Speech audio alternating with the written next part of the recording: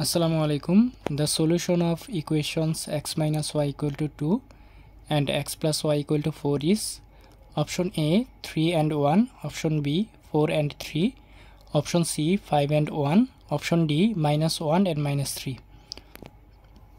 তাহলে এখানে x minus y equal to দেয়া আছে 2, যেটাকে 1 নং সমীকরণ দেয়া যায়, এবং x plus y equal to দেয়া আছে 4, যেটাকে 2 নং সমীকরণ দেয়া যায়।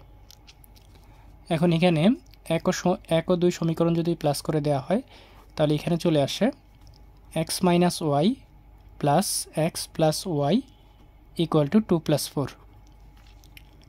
এখানে y আর y মাইনাস চলে যায়, x আর x মিলে 2x equal to 6। সুতরাং এখানে x equal to চলে আসে 3। এখন এই x এর ভ্যালুটা যে কোনো একটা সমীকরণে বসিয়ে দিলে y এর ভ্যালুটা সহজে চলে আসে।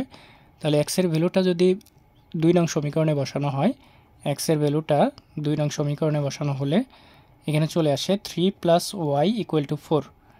সুতরাং y equal to 4 minus 3, তাহলে এটার ভ্যালু চলে আসে 1, অর্থাৎ x equal to 3 এবং y equal to চলে আসে 1, যেটা অপশন এতে আছে যে 3 and 1।